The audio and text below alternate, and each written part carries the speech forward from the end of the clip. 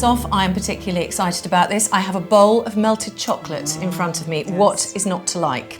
And I'm guessing this is the result. This is what we're going to do. This is the end product.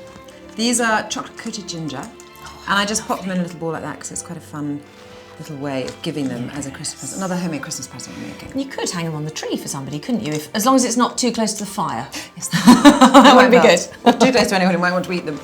But, so truffles, cookies, all those kind of make lovely presents. But this is super, super easy. So all we've done is melted chocolate. Right. So we've just broken up, you know, hard chocolate. And explain the whole saucepan thing. Bain-marie, so hot water in there. Put the chocolate in there and just melt it very slowly. That's all it is, lumps of chocolate. Okay. And just best not to let the bowl actually touch the water. And this chocolate is silky smooth. Silky smooth. And I can't stop stirring it, so I think we better do something with it. So, a bit of greaseproof paper. And the ginger. So this is ready crystallised ginger.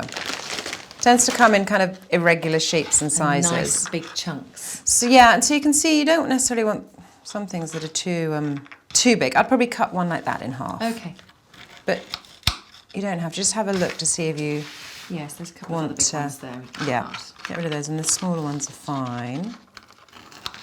And so they're all crystallised, covered in sugar already. So these are lovely and sweet. Gorgeous. The smell is just delicious. And that's why the chocolate is dark, like 85% or 70% chocolate, because you don't want any more sugar in the chocolate, because you've got a lot of sweetness already on here. So it's important to get the high cocoa solids percentage. You want that mixture, don't you? And then you literally handful in there. Oh, really? Yeah, okay. Pop them in. And then you have to go fishing for them. Excellent, it's like a fondue. Yeah, and there'll be a lot left behind. Shall I stir, or do we stir, just... get them all nicely covered with the chocolate. Goodness me, these look so delicious. Then just take a couple of forks. So you're just shaking off some of the excess chocolate. Yeah.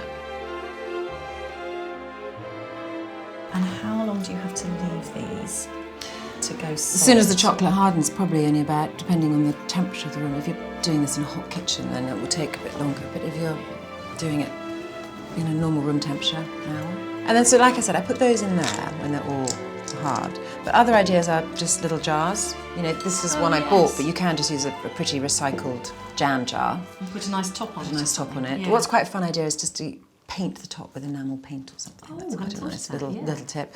Or little, this is an old, from a junk shop, a little coffee cup. Pop them in there and then put a bit of cellophane all around that. So there's different ways of packaging up your homemade chocolates. These are such an easy idea. Yeah, most of them get eaten before they get packaged.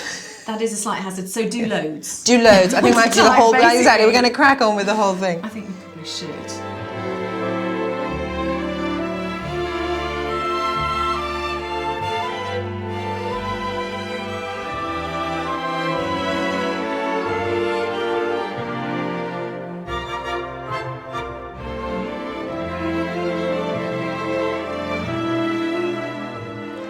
Squeeze one more in. Oh, there, I think. Oh, goodness. I think it's quite important to do quality control. Yes, before they've dried. Exactly. Because, you never something's know. wrong. You've got to know now. Oh, goodness me. That is very good. Oh, gosh, Yeah, it's delicious. that's good. That's Like this. very good. No, very pleased with this one.